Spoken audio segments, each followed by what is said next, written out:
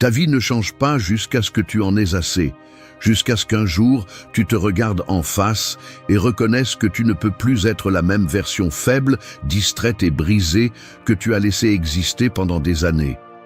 C'est le point de rupture.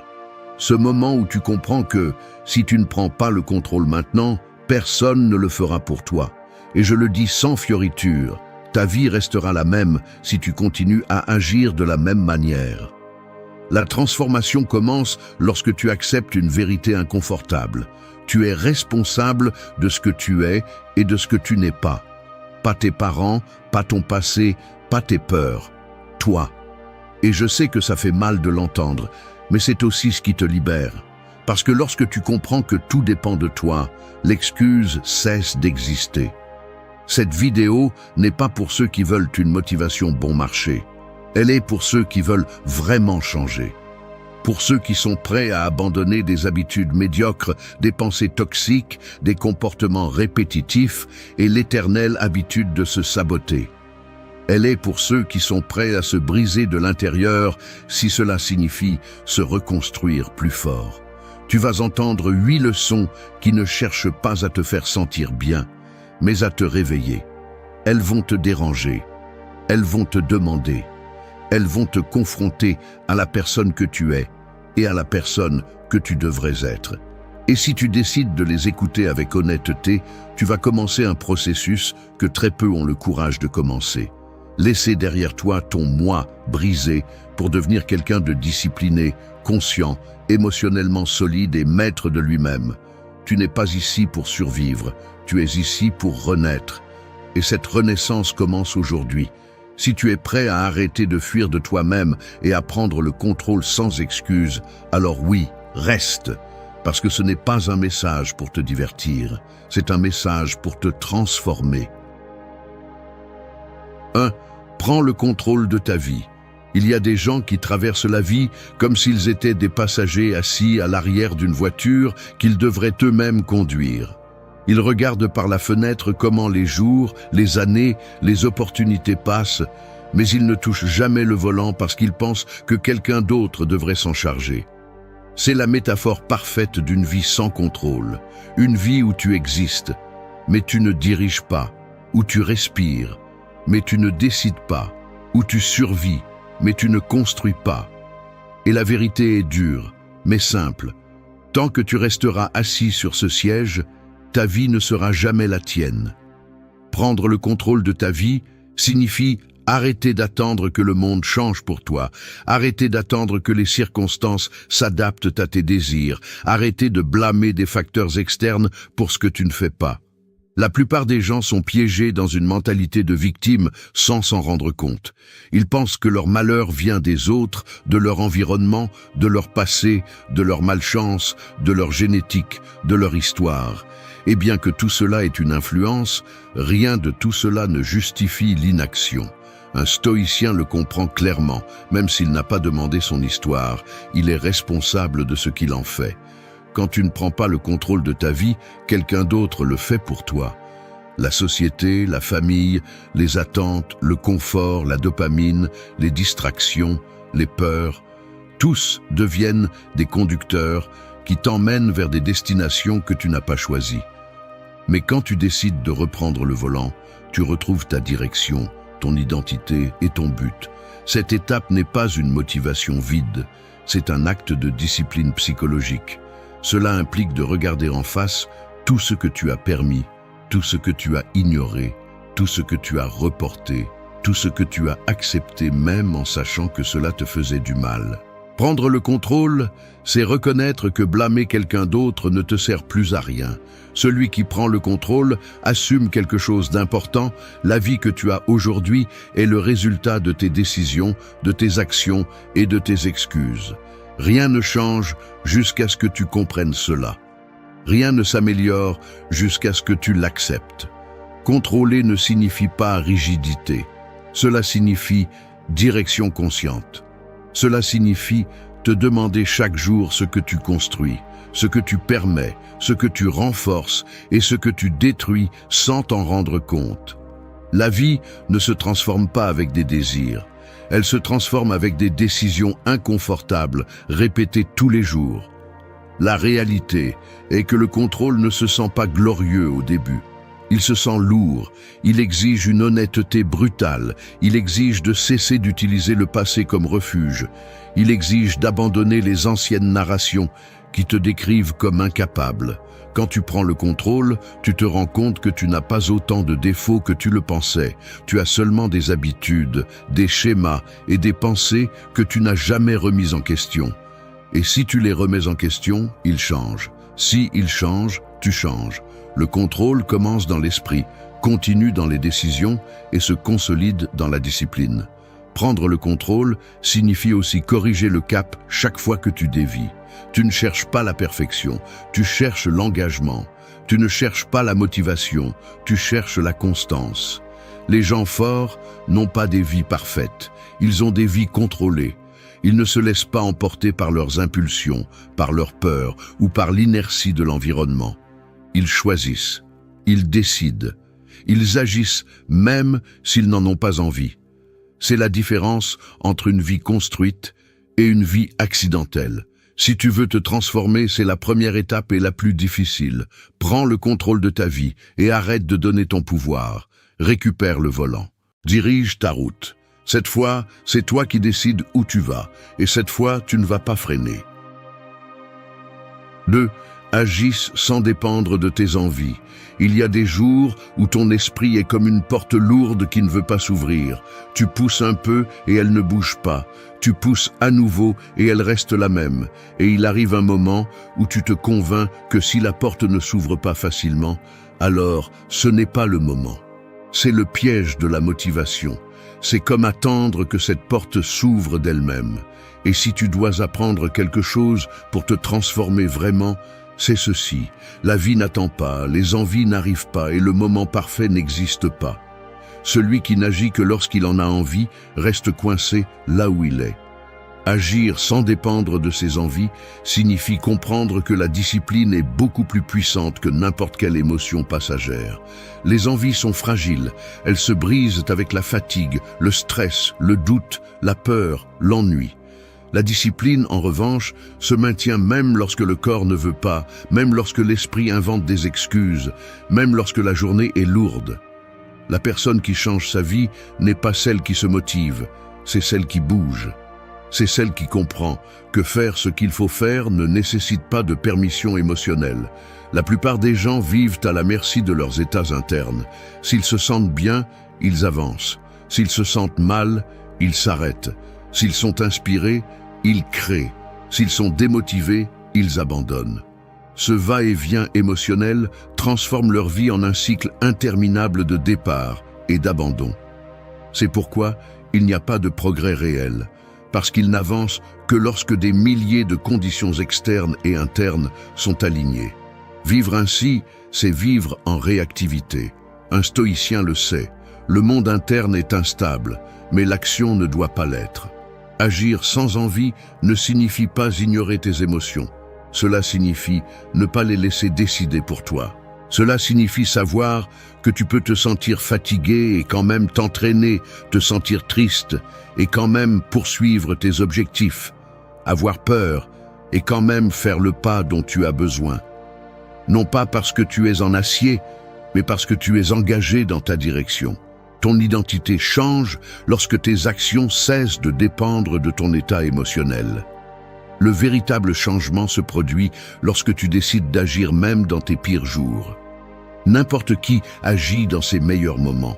Le problème est que les envies sont addictives. La société te vend l'idée que tout doit se sentir bien, que si cela ne t'excite pas, ce n'est pas pour toi, que si cela ne coule pas, ce n'est pas authentique, que si cela te coûte, ce n'est pas ton chemin.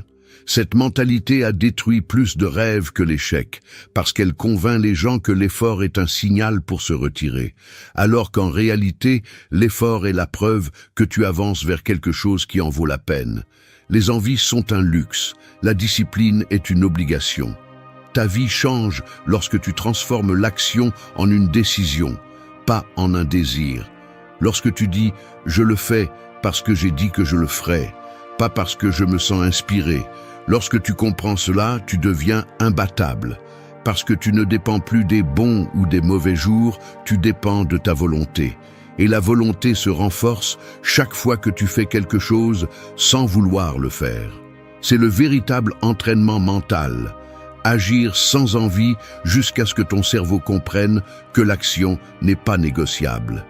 Si tu veux construire une vie forte, stable et concentrée, arrête d'attendre d'avoir envie.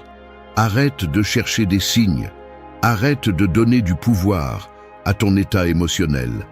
Fais ce que tu as à faire et c'est tout.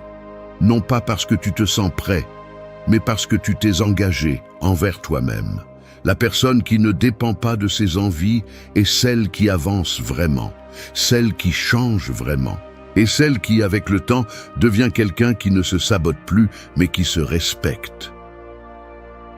3. Nettoie ton esprit et ta dopamine. L'esprit humain ressemble beaucoup à un verre embué. Peu importe à quel point tu es brillant, à quel point tu veux avancer ou à quel point ta vision est grande, si le verre est couvert de buée, tu ne vois rien clairement. Tu prends de mauvaises décisions, tu perds ton focus et tu agis par impulsion plutôt que par intention. C'est exactement ce qui se passe lorsque ta dopamine est déréglée, lorsque ton esprit est saturé de stimuli rapides, de récompenses faciles et de micro-plaisirs qui te privent de discipline, de concentration et de direction. Tu n'es pas fatigué, tu es saturé. Tu n'es pas perdu, tu es embrouillé. Et quand l'esprit est embrouillé, toute la vie devient désordonnée. Nettoyer ton esprit et ta dopamine signifie rompre avec la façon automatique dont tu vis. Aujourd'hui, la plupart des gens ne pensent pas, ils réagissent. Ils ne choisissent pas, ils répondent seulement aux impulsions. Ils ne se déplacent pas par conviction, mais par gratification instantanée. Ils sautent de vidéo en vidéo, d'application en application, de distraction en distraction. Et leur cerveau s'habitue à vivre à un niveau constant de bruit qui lui vole la capacité de se concentrer, d'être présent, de construire quelque chose de réel. Ce n'est pas un hasard si tu as du mal à lire, à penser, à t'asseoir en silence ou à maintenir une seule tâche sans te distraire. Ton esprit est entraîné à ne pas tolérer l'inconfort de la concentration. Quand ton système de dopamine est saturé, tu as besoin de plus en plus de stimulation pour ressentir moins. Et plus tu consommes de stimuli, moins une vie réelle te procure de plaisir. Ton cerveau s'habitue à des micro-décharges constantes et commence à considérer comme ennuyeux tout ce qui nécessite de la patience, de l'effort, de la répétition ou du silence. Et qu'est-ce qui se construit dans la vie réelle? Tout ce qui semble ennuyeux, difficile ou peu stimulant à court terme.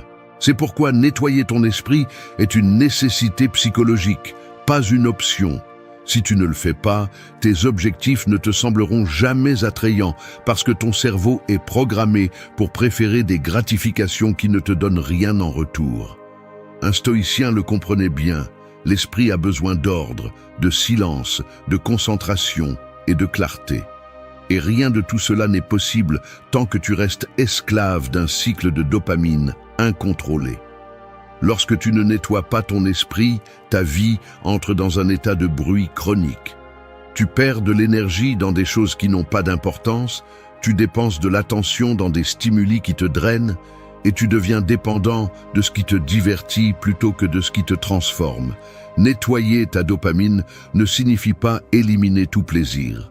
Cela signifie rétablir ta sensibilité, retrouver ta capacité à apprécier la simplicité et reprendre le contrôle de ton esprit. Cela implique de réduire la consommation impulsive de réseaux, de malbouffe, de pornographie, de notifications constantes et de tout ce qui te vole de la concentration sans te donner rien de précieux. Il ne s'agit pas de vivre sans stimuli, il s'agit de ne pas être contrôlé par le stimulus. Lorsque tu y parviens, l'esprit commence à se stabiliser, l'anxiété diminue et ton énergie revient à toi. Tu arrêtes de vivre dispersé et tu commences à vivre conscient. Le processus est inconfortable au début parce que ton cerveau est habitué à des récompenses rapides. Tu ressentiras de l'anxiété, de l'ennui, du vide, voire de l'irritation. C'est le signe que tu nettoies ton système. Ton cerveau se réajuste, retrouve l'équilibre perdu. Et quand tu passes cette étape, tu te rends compte que ton esprit fonctionne à nouveau comme il le devrait. Tu as plus de clarté, tu prends de meilleures décisions, tu penses plus profondément et tu reprends le contrôle de ton attention, qui est la ressource la plus précieuse que tu as. Nettoyer ton esprit est un acte de respect de soi. C'est dire au monde que tu n'es plus esclave du bruit. C'est retrouver la concentration qui te rend imbattable, et c'est la base de toute transformation réelle. Si ton esprit est propre, ta vie se met en ordre. Si ta dopamine est stable, ta discipline se renforce. 4. Guérisse et actualise ton histoire. La plupart des gens vivent comme s'ils portaient une vieille valise pleine d'objets qui ne servent plus. Ils la traînent jour après jour, même si elle pèse, même si elle gêne, même si elle ne contient que des souvenirs brisés, des culpabilités héritées, des versions anciennes d'eux-mêmes et des récits qu'ils n'ont jamais remis en question. Cette valise, c'est leur histoire, ou plutôt la version obsolète de leur histoire. Car ce n'est pas ce que tu as vécu qui te retient aujourd'hui, c'est l'interprétation que tu continues à répéter. Rien ne change jusqu'à ce que tu décides d'ouvrir cette valise et de sortir ce qui ne te correspond plus. Guérir et actualiser ton histoire, ce n'est pas oublier ni effacer ce qui s'est passé, c'est réécrire le sens que tu lui as donné. Le passé n'existe pas en tant que fait. Il existe en tant que récit dans ton esprit. Et ce récit peut se transformer. Le problème, c'est que beaucoup de gens restent coincés dans leur ancienne version, dans ce récit où ils étaient des victimes, où ils ne pouvaient pas, où ils ne savaient pas, où ils se sont trompés, où d'autres les ont blessés. Et ils répètent cette histoire tant de fois qu'ils finissent par croire que c'est leur identité. Ce n'est pas une identité, c'est une mémoire émotionnelle non révisée. La première étape pour actualiser ton histoire est de regarder honnêtement la façon dont tu te la racontes. Te décris-tu comme quelqu'un de brisé, comme quelqu'un marqué par son enfance, comme quelqu'un qui n'obtient jamais ce qu'il veut, comme quelqu'un destiné à souffrir encore et encore? Ce récit te retient. Le passé n'a pas de pouvoir réel sur toi, mais il a le pouvoir que tu lui accordes. Guérir n'est pas un processus magique. C'est un processus inconfortable de confrontation interne. Il faut reconnaître que certaines blessures n'étaient pas de ta faute, mais qu'elles sont ta responsabilité. Que certaines personnes t'ont blessé, mais qu'elles n'ont plus le droit de définir ce que tu fais aujourd'hui. Que certaines de tes décisions étaient incorrectes, mais qu'elles ne sont pas ta sentence. Un stoïcien comprend cela. Ce qui t'est arrivé n'est pas ton identité, c'est ton entraînement. La douleur que tu as survécue ne te rend pas faible, elle t'a rendu conscient. La différence est de savoir si tu utilises cette conscience pour avancer ou pour te justifier. Actualiser ton histoire signifie te permettre de transformer tes blessures en expériences, tes erreurs en clarté et tes traumatismes en leçons. Rien de ce que tu as vécu n'a été en vain si tu l'utilises pour grandir. Mais si tu t'accroches à la douleur comme excuse, tu restes coincé dans la même version. Beaucoup de gens ne guérissent pas parce qu'ils pensent que, s'ils lâchent le passé, ils perdent quelque chose. Tu ne perds rien, tu récupères ta vie. Tu ne renonces pas à ton histoire, tu renonces à ton interprétation limitée de celle-ci. Le processus implique aussi de te pardonner, non pas par naïveté, mais par maturité. Te pardonner ne signifie pas justifier, cela signifie reconnaître que tu as fait ce que tu pouvais avec la conscience que tu avais à ce moment-là. Et maintenant que tu es différent, tu peux faire quelque chose de différent. L'actualisation se produit lorsque tu te donnes la permission d'être quelqu'un de nouveau sans obligation de répéter qui tu étais. La vérité est la suivante. Personne ne peut avancer en portant une version de lui-même qui est déjà épuisée. Grandir est une actualisation constante. Si ton esprit reste bloqué dans un passé plein de douleur, de culpabilité ou de honte, ton présent sera contaminé par des histoires qui ne reflètent plus qui tu es aujourd'hui. Lâcher le passé n'est pas une trahison envers ton histoire, c'est un respect envers ton futur. Guérir et actualiser ton histoire est l'un des actes les plus puissants que tu peux accomplir. C'est arrêter de voir ta vie à partir de la blessure et commencer à la voir à partir de la responsabilité. C'est reprendre le contrôle narratif de qui tu es. C'est te permettre de renaître sans traîner de fantômes. Ton histoire n'est pas terminée. Elle commence tout juste à être écrite à partir de la conscience. Et c'est toi qui as le crayon maintenant. 5. Entraîne-toi à l'inconfort. Le confort est comme un fauteuil moelleux dans lequel tu restes assis trop longtemps. Au début, c'est agréable, mais ensuite ça engourdit, ça endort, ça ralentit. Et quand tu essaies enfin de te lever, tu découvres que tes muscles ne répondent plus de la même manière. C'est la même chose dans la vie. Le confort prolongé t'affaiblit sans que tu t'en rendes compte. Tu t'habitues à la facilité, à la rapidité, à ce qui ne demande pas d'effort. Et quand vient le moment de faire face à quelque chose de difficile, tu te brises. Le problème n'est pas la difficulté, c'est que tu ne t'es jamais entraîné à la supporter. S'entraîner à l'inconfort n'est pas une jolie phrase, c'est une obligation si tu veux transformer ta vie. Les personnes qui avancent ne sont pas celles qui ont du talent ou de la chance, ce sont celles qui se sont habituées à être inconfortables volontairement. Celles qui ont compris que la force mentale et émotionnelle n'apparaît pas de nulle part, elle se construit en affrontant des situations que tu préférerais éviter. Un stoïcien le savait. La facilité te rend faible, la difficulté te forme. L'inconfort est le gymnase de l'esprit. Chaque fois que tu choisis quelque chose d'inconfortable, tu renforces une partie de toi. Quand tu te lèves tôt, même si tu n'en as pas envie, quand tu t'entraînes même si tu es fatigué, quand tu dis la vérité même si ça dérange, quand tu fais ce que tu évites, quand tu renonces à un plaisir instantané, quand tu choisis la discipline sur l'impulsion, tu entraînes ta capacité à supporter la vie avec force. L'inconfort ne te détruit pas, il t'entraîne. La plupart des gens fuient l'inconfort. Ils évitent les conversations difficiles, ils évitent les responsabilités, ils évitent les engagements, ils évitent les changements, ils évitent le silence, ils évitent la discipline. Et en évitant tant, ils deviennent des personnes fragiles, incapables de supporter leur propre poids émotionnel. L'inconfort que tu évites aujourd'hui sera la crise qui te frappera demain, parce que ce que tu n'affrontes pas grandit, et ce qui grandit sans contrôle finit par te dominer. T'entraîner à l'inconfort signifie aussi renoncer à la logique de la gratification immédiate.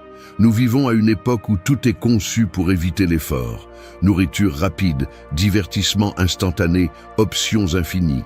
Mais ce style de vie détruit ta tolérance à l'effort réel. Ton cerveau devient impatient, anxieux, incapable d'attendre. Et en conséquence, tu abandonnes tout ce qui ne te donne pas une récompense immédiate. Ce n'est pas ainsi qu'on construit une vie forte, c'est ainsi qu'on la détruit. La vérité est que l'inconfort a un pouvoir que personne ne veut admettre. Il t'éclaire, il te nettoie, il t'ordonne. Quand tu es inconfortable, ta vraie nature apparaît. Tu découvres tes limites, tes peurs, tes schémas, et c'est là que tu peux corriger. Personne ne grandit dans le confort parce que le confort n'exige pas de changement. C'est dans la difficulté que tu trouves la version de toi qui a attendu de sortir. T'entraîner à l'inconfort n'est pas te punir, c'est te préparer. Te préparer pour un monde qui ne te traitera pas avec délicatesse. Te préparer pour des relations difficiles, pour des décisions compliquées, pour des jours où il n'y aura pas de motivation, pour des moments où tu devras te soutenir seul. L'inconfort volontaire te donne un pouvoir que peu de personnes ont, la capacité de résister et d'avancer même quand la vie devient lourde. Fais des choses inconfortables volontairement. Non pas parce que tu veux souffrir, mais parce que tu veux te renforcer.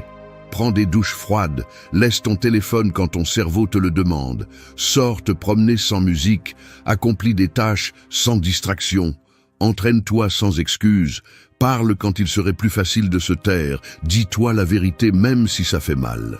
Chaque action inconfortable est un investissement dans ton caractère. Si tu veux devenir quelqu'un de fort, discipliné et maître de sa vie, ne cherche pas le confort. Cherche-le seulement quand tu l'as gagné. En attendant, choisis l'inconfort qui te construit. Parce que celui qui s'entraîne dans la difficulté devient invincible dans le quotidien. 6.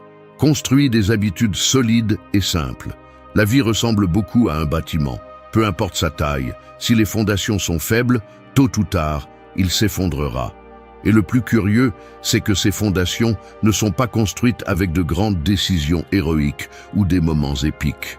Elles sont construites avec de petites actions répétées, avec des habitudes simples qui soutiennent ta journée même lorsque tu n'as pas d'énergie, de motivation ou de clarté. Tes habitudes sont la base de ton destin, et si tu ne les conçois pas consciemment, tu finiras par vivre dans une structure qui ne peut pas supporter ton propre poids. Construire des habitudes solides et simples ne signifie pas concevoir une vie parfaite, mais une vie durable. C'est comprendre que la véritable transformation ne dépend pas de ce que tu fais une fois, mais de ce que tu fais tous les jours. Beaucoup de gens échouent parce qu'ils recherchent des habitudes compliquées, des routines exagérées, des changements énormes.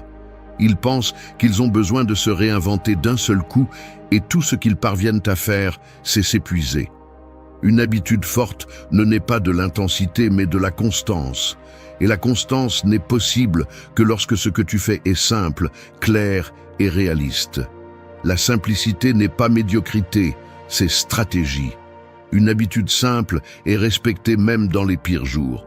C'est pourquoi elle fonctionne, c'est pourquoi elle transforme, c'est pourquoi elle change ton identité. Une promenade quotidienne, un journal de 5 minutes, 10 minutes de lecture, un repas sain par jour, 20 minutes d'entraînement. Ce sont de petits éléments qui semblent insignifiants, mais ensemble, ils construisent une structure mentale et émotionnelle qui te soutient à long terme. La clé est de comprendre que tes habitudes te forment même lorsque tu ne t'en rends pas compte. Lorsque tu répètes une action tous les jours, ton cerveau commence à la reconnaître comme faisant partie de ton identité. Chaque fois que tu respectes une habitude, tu envoies un message silencieux à ton esprit: « Je peux me faire confiance ». Cette confiance est la base de la discipline. Tu n'as pas besoin de faire de grandes choses pour te sentir fort. Tu as besoin de faire de petites choses tous les jours pour te prouver que tu tiens tes promesses. La plupart des gens veulent se transformer, mais sans changer leur routine. Et c'est impossible. Si ta journée reste la même, tu restes le même. Le vrai changement n'a pas lieu dans ton esprit ou dans ton imagination. Il a lieu dans ton calendrier, dans tes matins, dans tes nuits, dans la façon dont tu manges, t'entraînes, penses et décides. Tes habitudes déterminent ton avenir avec plus de précision que tes désirs. C'est pourquoi un stoïcien concentrait sa discipline sur la répétition quotidienne. Il savait que la constance est plus puissante que l'inspiration. Tu dois aussi éliminer les habitudes qui t'affaiblissent, pas seulement construire celles qui te renforcent. Dormir mal, utiliser le téléphone comme échappatoire, manger par anxiété, procrastiner de petites tâches, remplir ton esprit de déchets numériques. Ces habitudes sont comme des termites silencieuses qui détruisent ta structure de l'intérieur. Tant que tu ne les remplaces pas par des habitudes solides, ta transformation sera fragile. Construire des habitudes solides et simples implique également de les protéger. Cela signifie que, même si tu as une mauvaise journée, ton habitude minimale est respectée. Même si tu as une journée chargée, ton engagement est maintenu. Même si ton esprit veut t'abandonner, ton action est soutenue. Tu n'as pas besoin de le faire parfaitement, tu as besoin de le faire toujours. La différence entre une personne forte et une personne faible ne réside pas dans le talent, mais dans ce qu'elle répète chaque jour. Et souviens-toi d'une chose importante, les habitudes ne construisent pas seulement ta vie, elles construisent ton identité. Une personne disciplinée ne naît pas disciplinée, elle devient disciplinée parce qu'elle a des habitudes qui s'alignent avec cette identité. Construire des habitudes solides et simples, c'est te modeler de l'intérieur, pas à pas, jour après jour. Si tu veux transformer ta vie, commence par le petit, le simple, le répétable. Construis des habitudes que tu peux maintenir même dans tes jours les plus brisés. 7. Avance sans honte de changer. Un changement personnel ressemble beaucoup à quand un arbre commence à perdre son ancienne écorce. Il ne le fait pas en silence, il ne le fait pas avec élégance, il ne le fait pas en cherchant l'approbation. Il le fait parce que c'est nécessaire. L'ancienne écorce ne le protège plus, ne lui sert plus, ne l'accompagne plus dans sa croissance. Il la laisse tomber même si le processus semble rude, même s'il semble laid, même s'il laisse des parties exposées. Il en va de même pour toi. Pour grandir, tu dois permettre à une version de toi-même de se détacher. Et ce processus n'est jamais parfait, propre ou esthétique. Mais il est réel, et le réel surpasse toujours le confort. Avancer sans honte de changer, c'est comprendre que la transformation personnelle n'est pas conçue pour plaire à personne. Elle est conçue pour te libérer. Beaucoup de gens ne grandissent pas parce qu'ils ont peur de ce que les autres vont penser. Peur qu'on dise que tu as changé, que tu n'es plus le même, que tu te crois supérieur, que tu ne rentres plus dans le moule. Mais c'est le piège. Tu restes bloqué pour ne pas déranger des gens qui ne vivent même pas ta vie. Tu te retiens pour ne pas provoquer d'opinions extérieures. Et ainsi, sans t'en rendre compte, tu renonces à ta propre croissance pour maintenir une version que tu ne veux plus être. Un stoïcien comprenait que l'opinion des autres ne définit pas ton chemin. Ce qui définit ton chemin, ce sont tes décisions, ton caractère, ta capacité à avancer même quand le monde veut que tu restes le même. La honte du changement est un poison silencieux. Elle te fait demander la permission pour t'améliorer. Elle te fait avancer avec peur. Elle te fait cacher tes réussites, tes nouvelles habitudes, tes objectifs, ta discipline. Elle te fait réduire ta grandeur pour ne pas susciter de commentaires. Le changement dérange ceux qui ne sont pas prêts à changer eux-mêmes. C'est pourquoi ils critiquent, c'est pourquoi ils remettent en question, c'est pourquoi ils essaient de minimiser ton processus. Ils ne le font pas parce que tu es dans l'erreur. Ils le font parce que ton évolution leur rappelle tout ce qu'ils continuent de remettre à plus tard. Ton avancement est un miroir que les gens évitent. C'est pourquoi tu dois avancer sans honte, sans te justifier, sans baisser la tête. Ta vie est à toi et ta croissance n'a pas besoin d'approbation.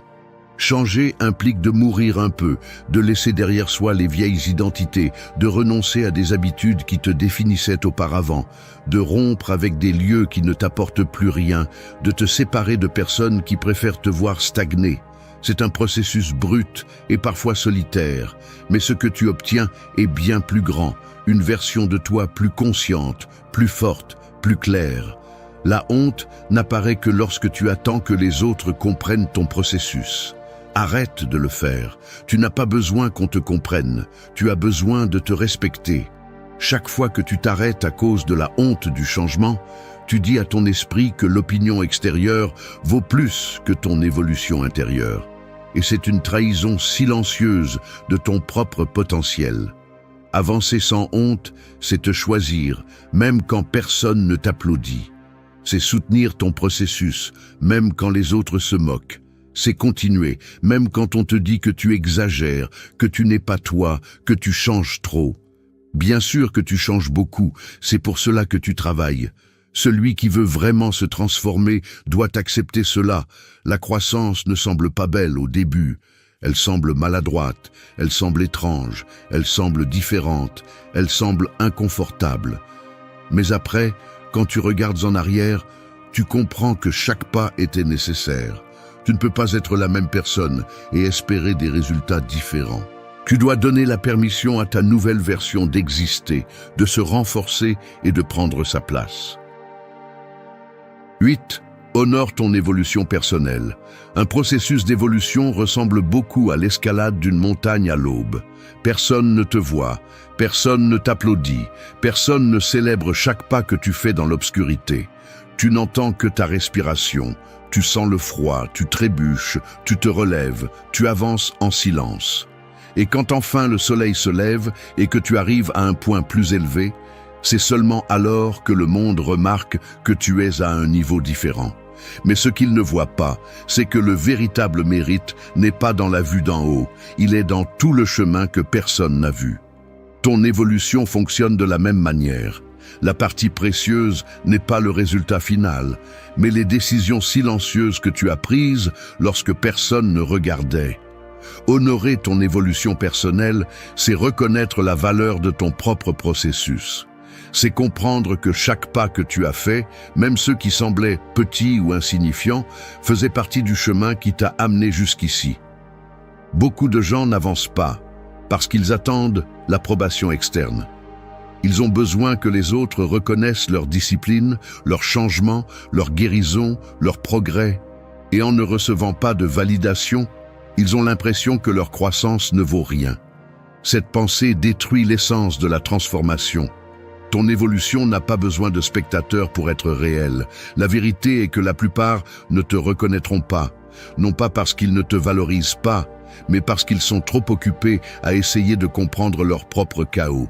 Et d'autres, pour être francs, ne veulent pas voir ta croissance parce que ton avancement leur rappelle tout ce qu'ils continuent d'éviter. Donc, si tu attends des applaudissements, tu resteras bloqué toute ta vie. Ta transformation doit être validée par toi et non par quelqu'un d'autre. Honorer ton évolution implique de cesser de minimiser tes progrès. Arrêtez de dire « ce n'est pas grand-chose, n'importe qui peut le faire, il me reste encore beaucoup à faire ». Te minimiser est la façon la plus silencieuse de saboter ta croissance. Chaque petite victoire est une preuve que tu changes ton identité. Et ton identité se construit à partir de ces petites preuves. Cela signifie aussi respecter ton rythme, ne pas te comparer aux autres, ne pas te sentir inférieur parce que quelqu'un avance plus vite, ne pas te sentir supérieur parce que quelqu'un avance plus lentement. L'évolution personnelle n'est pas une compétition, c'est une construction interne, intime, personnelle. Chaque personne porte une histoire différente et le silence n'est pas une absence, c'est une stratégie. Dans un monde où tout le monde se bat pour voir qui parle le plus fort, celui qui sait se taire a le contrôle. Nous vivons entourés de bouches qui ne se reposent jamais, d'opinions vides, de gens qui ont besoin d'être entendus pour se sentir vivants. Mais le véritable pouvoir n'est pas dans le bruit, mais dans le calme que peu peuvent maintenir. Le silence est un mur invisible qui protège ton énergie, ton esprit et ton focus.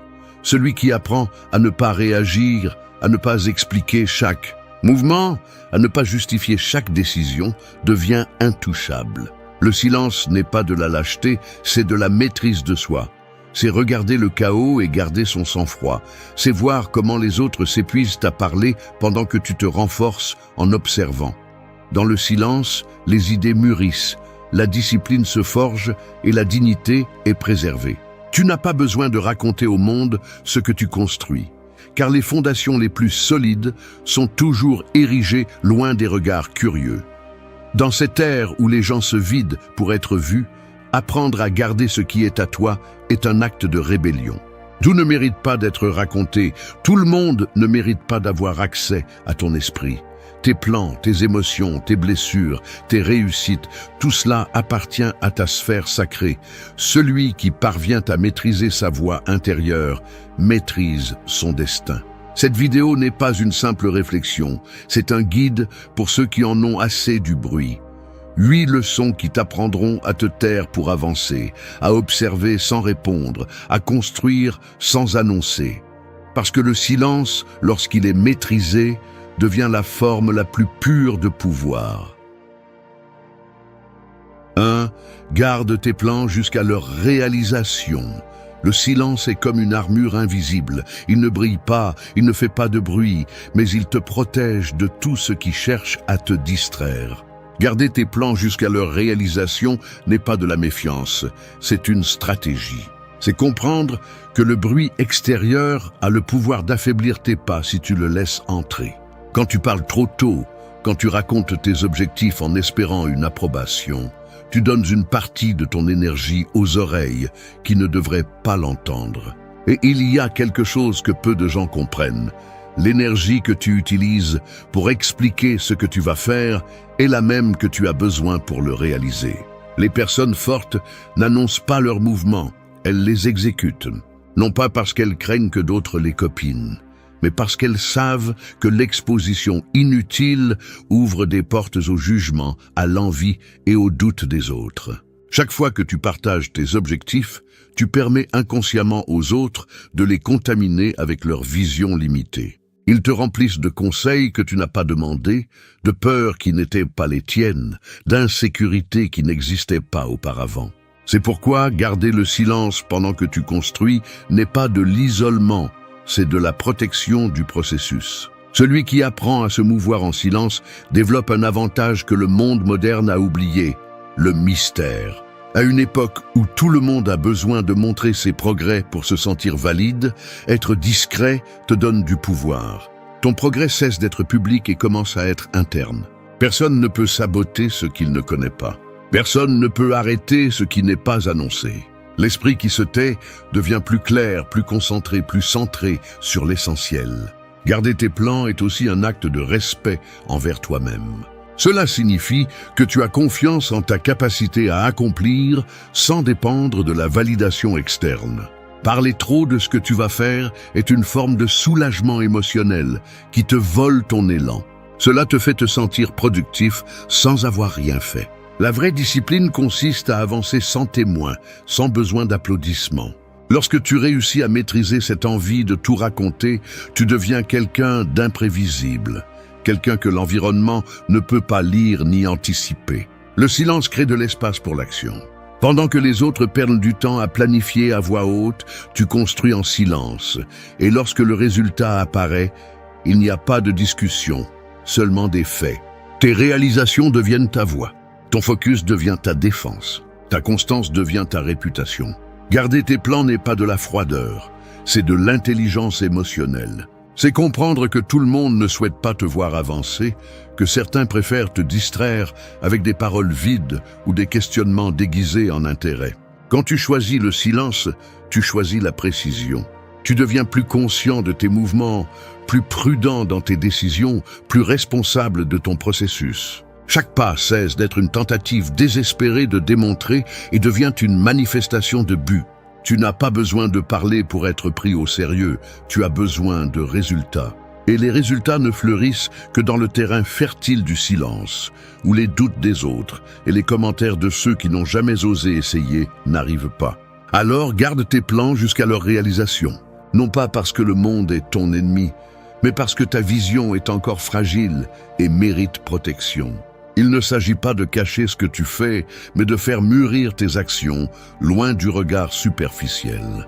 Laisse le silence être ton allié, ton bouclier et ton guide. Parce qu'à la fin, quand les autres se demanderont comment tu as réussi, ta réponse sera simple. Pendant qu'ils parlaient, tu agissais. 2. Contrôle tes émotions en silence. Les émotions sont comme le feu. Si tu sais les gérer, elles te réchauffent. Si tu les laisses libres, elles te brûlent. Le silence ne signifie pas réprimer ce que tu ressens, mais apprendre à le soutenir sans te consumer. Contrôler tes émotions en silence est une forme de pouvoir que peu de gens maîtrisent, car l'impulsion de réagir est forte et le désir de montrer ce que nous ressentons peut être un piège. Dans la société actuelle, où tout est partagé et dramatisé, garder son calme est devenu un signe de supériorité mentale. Non pas parce que tu ne ressens rien, mais parce que tu choisis de ne pas laisser tes émotions prendre le contrôle devant les autres. Celui qui réagit sans réfléchir révèle sa faiblesse. Quand tu exploses, cries ou te justifies, tu donnes aux autres la carte de tes points faibles. L'autocontrôle n'est pas de l'indifférence, c'est de la maturité. Apprendre à rester silencieux quand on te provoque, quand on t'attaque ou quand quelque chose ne se passe pas comme prévu est un acte de sagesse. Tu n'as pas besoin de prouver que tu as raison, tu as besoin de conserver ton centre. L'esprit tranquille voit ce que la colère ne permet pas de voir. En revanche, celui qui se laisse emporter par la rage ou la frustration finit par être manipulé par le moment, prenant des décisions qu'il regrettera plus tard. Maîtriser tes émotions en silence ne signifie pas avaler ce que tu ressens, mais le traiter sans te détruire. C'est accepter que tout le monde ne mérite pas de voir ta vulnérabilité, que chaque émotion n'a pas besoin d'être exposée ou expliquée. Les personnes qui apprennent à rester calmes sous pression sont celles qui vont le plus loin, car elles ne s'épuisent pas à réagir, mais à agir avec précision. Alors que d'autres perdent du temps à justifier leur colère, tu te concentres sur la résolution de ce qui dépend de toi. Le silence émotionnel est aussi un signe de respect envers toi-même. Chaque fois que tu choisis de ne pas répondre avec la même intensité que l'on t'attaque, tu protèges ton énergie. Tout ne mérite pas une réponse. Toute offense ne mérite pas une explication. La plupart du temps, le silence désarme plus que les mots, parce qu'il montre que tu n'es pas à la hauteur du conflit, mais au-dessus de lui. Contrôler tes émotions ne te rend pas froid, cela te rend libre. L'autocontrôle ne se réalise pas en niant ce que tu ressens, mais en comprenant d'où il vient et en choisissant quoi en faire. Le calme n'est pas de la passivité, c'est du contrôle interne. Lorsque tu t'éduques à ne pas réagir immédiatement, tu commences à prendre des décisions à partir de la raison et non de l'impulsion. Et cette différence définit ceux qui avancent et ceux qui stagnent. Les forts ressentent la même chose que les autres, mais ils ne permettent pas à une émotion momentanée de détruire ce qu'ils ont mis des années à construire. Contrôler tes émotions en silence, c'est transformer le feu en lumière. C'est transformer l'intensité en concentration. C'est répondre au chaos avec sérénité. Dans un monde où la majorité crie pour se faire entendre, rester serein te rend différent, te rend puissant. Apprends à garder tes émotions comme un secret sacré, à les traiter sans les publier, à comprendre que tu n'as pas besoin de montrer ta douleur ou ta colère pour valider ce que tu ressens. Ton pouvoir réside dans le fait de ne pas permettre à personne de dicter ta réaction. Parce que celui qui contrôle son silence, contrôle son monde. 3. Donne ta bonté seulement à ceux qui la méritent. La bonté sans direction est comme de l'eau renversée. Elle est gaspillée même si elle est pure. Être une bonne personne ne signifie pas permettre aux autres de franchir tes limites, ni donner tout ce que tu as sans mesurer les conséquences. Être bon avec tout le monde te fait te sentir utile, mais peut aussi faire de toi la cible parfaite pour ceux qui ne savent que recevoir. Ta bonté doit avoir une structure, une racine qui ne se plie pas à la manipulation ou à la culpabilité. Tout le monde ne mérite pas le meilleur de toi, et l'accepter ne te rend pas cruel, cela te rend conscient. Les personnes au cœur noble ont tendance à confondre compassion et faiblesse. Ils pensent que s'ils refusent d'aider, ils échouent en tant qu'êtres humains. Mais aider celui qui ne veut pas changer, celui qui abuse de ton dévouement ou celui qui ne s'approche que lorsqu'il a besoin de quelque chose, n'est pas de la bonté, c'est de l'épuisement émotionnel. La bonté mature, c'est quand s'arrêter. Apprends à distinguer entre celui qui a besoin de soutien et celui qui cherche une béquille éternelle. Si tu aides sans discernement, tu épuises ton énergie, et quand tu en auras le plus besoin, il n'en restera rien pour toi. Être sélectif avec ta bonté ne te rend pas égoïste, cela te rend sage. Cela signifie que tu valorises ton temps, ton énergie et ta paix. Celui qui te valorise n'abuse pas de ton dévouement, il l'apprécie. Celui qui ne fait que prendre et ne donne jamais ne mérite pas de rester près. Les gens qui comprennent vraiment la valeur de ta présence ne te demandent pas plus que ce que tu peux offrir. En revanche, ceux qui n'ont pas de limite te demanderont jusqu'à ce que tu sois vidé. Et une fois que tu seras vide, ils continueront à réclamer plus. C'est pourquoi la bonté sans limite ne construit rien. Elle ne fait que s'épuiser. Donne ta bonté à ceux qui te respectent, pas à ceux qui t'utilisent. À ceux qui t'écoutent quand tu parles, pas à ceux qui attendent simplement leur tour pour demander. À ceux qui te rendent la paix, pas la culpabilité. À ceux qui sont présents aussi quand ils n'ont besoin de rien. La gratitude est la mesure d'une âme saine. Si tu donnes et qu'il n'y a pas de réciprocité, retire-toi en silence. Tout le monde n'a pas la capacité de recevoir sans détruire. Tu n'as pas besoin de l'expliquer ou de le justifier. Éloigne-toi simplement de ce qui te vide. Les stoïciens enseignaient que le sage agit par vertu, non par récompense. Donner avec vertu implique d'agir avec intention, non par besoin d'approbation. Si tu aides pour te sentir accepté, tu cherches de l'amour déguisé en service. La véritable bonté naît de la force, non du manque. Quand tu donnes à partir de la plénitude, ton aide élève. Quand tu donnes à partir de la peur, ton aide t'affaiblit. Apprends à donner sans rien attendre en retour, mais apprends aussi à t'arrêter quand le fait de donner devient un fardeau. Ton énergie est sacrée. Ne la gaspille pas sur ceux qui ne veulent pas grandir. Ne deviens pas le sauveur de personnes qui se noient parce qu'elles aiment leur propre chaos. L'amour, la compassion et l'empathie sont des vertus puissantes, mais sans limite. Elles se transforment en chaînes. Établis des frontières fermes. Si une relation, une amitié ou un lien dépend du fait que tu ignores tes limites, ce n'est pas de l'amour, c'est de la dépendance. Donne ta bonté seulement à ceux qui la méritent, non pas parce que tu es froid, mais parce que tu as appris la valeur de ton dévouement. La vie s'équilibre quand tu choisis de donner sans te perdre. Aider n'est pas sauver, c'est accompagner. Aimer n'est pas porter l'autre, c'est marcher à ses côtés. Quand tu décides de prendre soin de ta bonté, tu récupères ton pouvoir. Parce que dans un monde où beaucoup utilisent l'empathie comme une arme, protéger ton cœur est l'acte le plus intelligent que tu puisses faire. Ne t'excuse pas d'être bon, mais ne le sois plus jamais avec celui qui ne l'apprécie pas. 4. Guéris tes blessures sans les compter. Les blessures émotionnelles sont comme des racines sous terre. On ne les voit pas, mais elles soutiennent la force de l'arbre. Les raconter à n'importe qui n'accélère pas la guérison, parfois elle la retarde. Guérir en silence ne signifie pas les nier, mais comprendre qu'il y a des douleurs qui ne peuvent être guéries qu'en solitude. Les gens cherchent un soulagement en parlant de ce qui leur fait mal, croyant que le partager libère toujours, mais souvent ce qui est libéré est l'énergie dont tu avais encore besoin pour te reconstruire. Chaque mot que tu lances dans l'air devient une porte ouverte vers tes vulnérabilités, et tout le monde ne saura pas les préserver. Tout ce qui t'a blessé ne mérite pas d'être exposé. Il y a des expériences qui n'ont de sens que lorsqu'elles sont digérées en silence, lorsque tu les affrontes sans témoin ni distraction. La société moderne te pousse à tout raconter, à publier ta tristesse, ta colère ou tes batailles personnelles, comme si montrer la douleur était une façon de la valider. Mais la véritable croissance ne se produit pas dans l'exposition, mais dans l'introspection.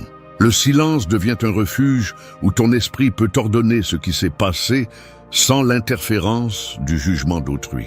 Parler de tes blessures avec ceux qui ne comprennent pas ton processus peut les rouvrir encore et encore. Les mots mal entendus déforment ton histoire. Et chaque opinion externe, bien qu'elle soit bien intentionnée, peut fragmenter la clarté dont tu as besoin pour comprendre ce que tu ressens vraiment. Le silence, en revanche, t'oblige à t'écouter sans bruit. Il te pousse à affronter ce que tu évitais, à traiter ce que tu taisais, à t'observer avec crudité et honnêteté. C'est dans ce calme douloureux que commence la véritable transformation. Guérir en silence est un acte de force, car il t'apprend à dépendre de toi et non du réconfort extérieur. Le soutien peut t'accompagner, mais ne peut pas remplacer le travail interne. Il ne s'agit pas de t'isoler du monde, mais de ne pas livrer ton histoire à n'importe qui. Lorsque tu choisis de garder tes blessures, tu apprends à prendre soin de toi. Tu deviens responsable de ce que tu ressens, sans blâmer le passé, sans chercher des sauveurs. Cette maturité émotionnelle te rend plus fort que n'importe quelle thérapie improvisée dans des conversations vides. La douleur a une fonction, t'apprendre ce que tu ignorais de toi-même.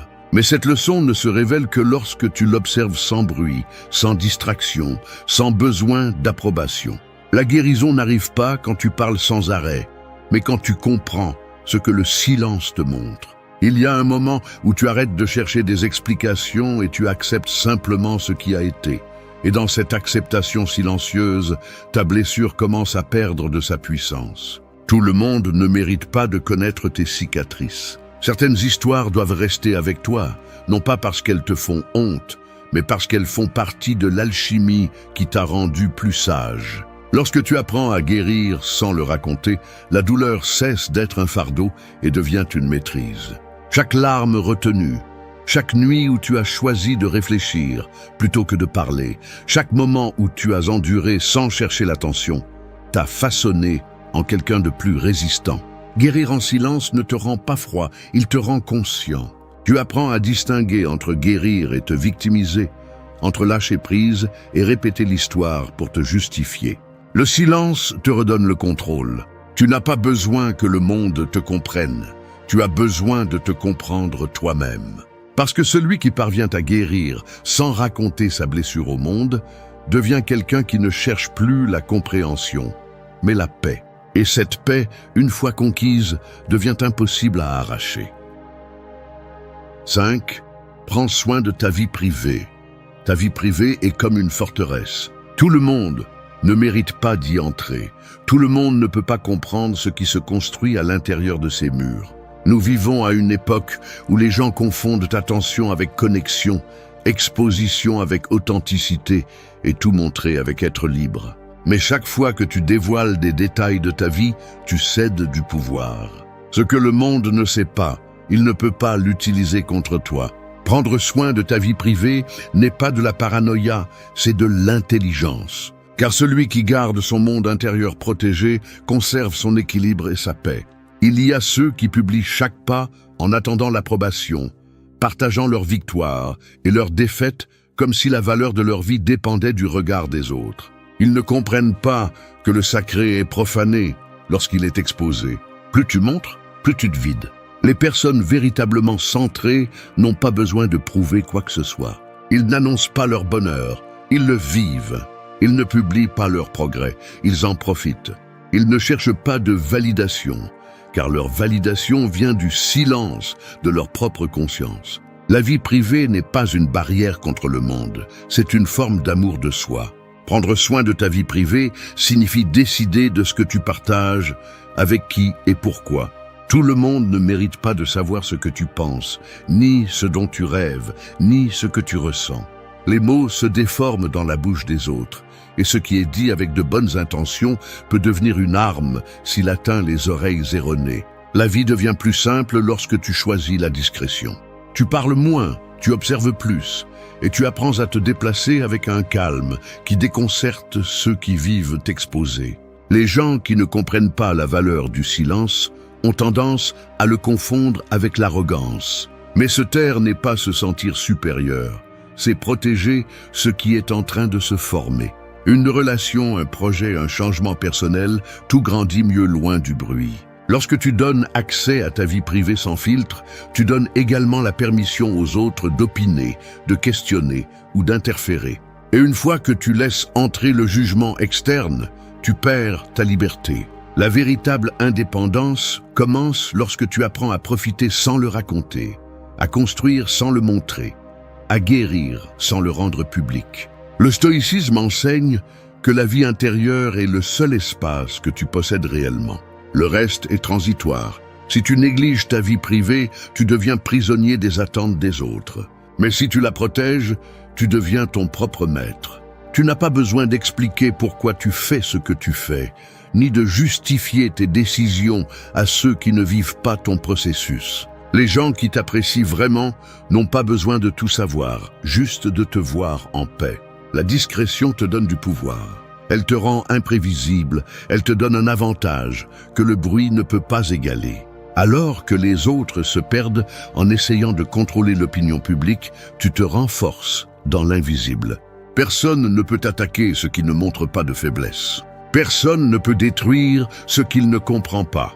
Et personne ne peut te voler ce qu'il ne connaît pas. La vie privée est ton refuge contre la superficialité d'un monde qui vit en s'exhibant pour se sentir vivant. Prendre soin de ta vie privée n'est pas un acte de peur, c'est un acte de maturité. C'est comprendre que tu n'as pas besoin d'être vu pour exister, ni entendu pour avoir de la valeur.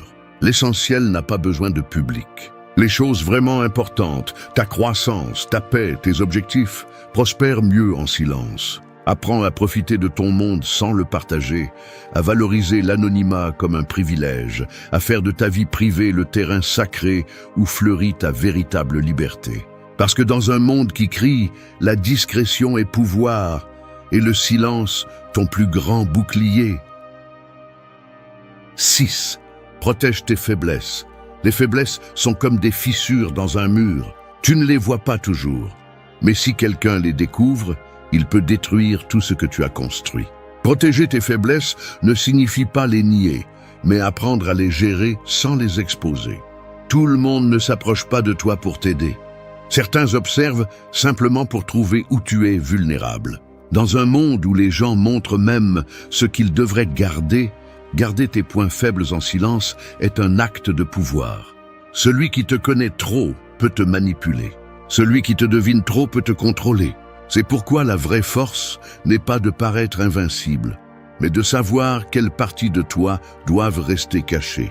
Nous avons tous un point faible, une émotion, une histoire, une insécurité, une blessure qui fait encore mal. Le problème n'est pas de l'avoir, mais de la montrer à ceux qui ne la méritent pas.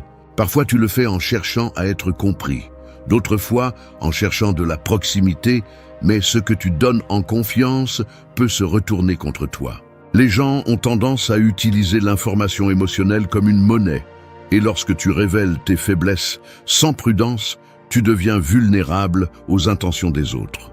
Apprendre à se taire quand l'émotion te pousse à parler est une forme d'autocontrôle que peu de gens maîtrisent. Protéger tes faiblesses ne te rend pas méfiant, cela te rend sage. Le silence est un filtre naturel qui sépare ce qui doit être su de ce qui doit être conservé. Plus tu es réservé, moins tu donnes de pouvoir. La force mentale se construit avec l'autoconscience, pas avec l'exposition.